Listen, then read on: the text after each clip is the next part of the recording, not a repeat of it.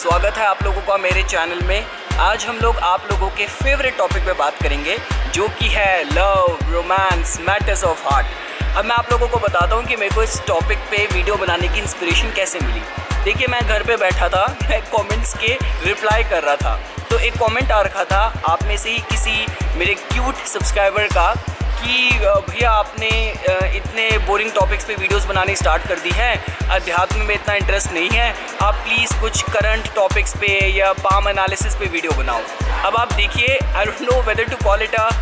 Call of God और touch of the God, कि मैं अपनी बुक्स को मतलब टटोल ही रहा था कि एकदम से बुक गिरी और जो पेज ओपन था वो ये था, The Various Types of Love Affair, and this book is by a very good Japanese palmist याशितो निशितानी। तो मैंने कहा चलिए ठीक है, various types of love affair जो कि हम हाथ से देख सकते हैं, इसी के बारे में बात करते हैं, जो आपके one of the favourite topic, either it has to be something close to the money या फिर हनी। तो आज हम लोग हनी के बारे में बात करेंगे। तो ठीक है दोस्तों, देखिए आज मैं आप लोगों से इस बारे में बात नहीं करने वाला कि मतलब ओवरऑल हैंड एनालिसिस या हाथ के और बेसिक फैक्टर्स क्या हैं। अब भाई ऑब्वियस सी बात है, अगर आप लव अफेयर की बात कर रहे हैं तो आपको माउंट ऑफ वीनस, शुक्र पर्वत को देखना है, जो कि आपकी सेंसुअलिटी,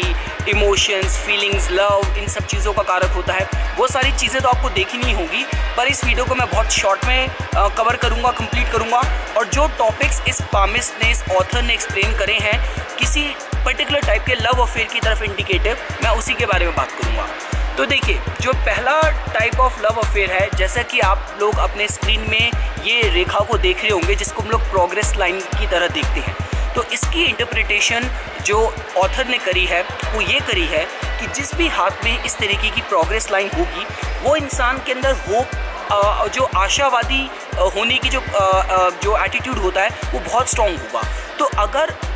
ये चाहे वो अपने करियर के गोल्स की तरफ हो या फिर उसका अपने लव मैटर्स की तरफ हो, तो अगर उसने किसी को पसंद कर लिया तो वो अपनी पूरी जान लगा देगा कि वो उसको पा के ही रहे। वो बहुत आशावादी रहेगा कि मैं अपने एफर्ट से, अपनी उपलब्धियों से, अपने बिहेवियर से उसको इम्प्रेस करूं और उसको पाऊं, उससे शादी करूं। तो इस तरीके की जो प्रोग्रेस लाइन है उसको इस ऑथर ने इंटरप्रेट करा है कि जो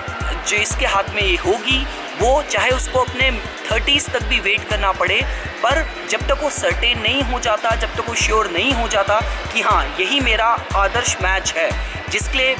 मैं बना हूँ मेरे जीवन में, जिसके साथ मुझे अपना रेस्ट ऑफ द लाइफ मुझे बितानी है, तब तक वो शायद अपने शादी के लिए हाँ ना कहे। पर हाँ, जिस दिन उसको कोई पसंद आ गया वो अपने पूरे एफर्ट्स डालेगा उसको प्राप्त करने के लिए, उसको अपना बनाने के लिए। तो ये थी पहली इंटरप्रिटेशन ऑथर के अकॉर्डिंग। जो दूसरी इंटरप्रिटेशन है दोस्तों वो है आपकी कि अगर ऑथर ने कहा है कि अगर जिस भी समय आपने देखा कि हाथ में जो सन लाइन है, सूर्य रेखा बहुत क्लियर है दोनों ही हाथों में, सपोज कीजिए फॉर एग्जांपल, वो तो बेस्ट केस हो गया। तो देखिए, सूर्य रेखा अपने में यश का, कीर्ति का, टैलेंट्स का तो कारक होती है, पर साथ साथ ये ऑप्टिमिज्म का कारक होती है और चीयरफुलनेस का कारक होती है कि जो लोग बहुत खुश रहते हैं, खुश मिजाज होते हैं, दोनों ही सेक्स में बहुत पॉपुलर होते हैं। अब अगर मेल होगा तो वो पुरुषों में भी और फीमेल्स में भी, सब में पॉपुलर होगा। तो इसकी इंटरप्रिटेशन जो ऑथर ने करी है वो ये करी है कि इस तरीके की रेखा वालों की, जस्ट बिकॉज इनकी पर्सनैलिटी में इतना चार्म होता है, इनकी जनरली अर्ली मैरिज हो जाती है। तो ये इंटरप्रिटेशन है इस तरह की कॉम्बिनेशन की।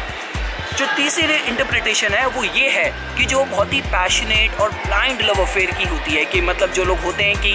बिल्कुल ही driven by the passion, emotions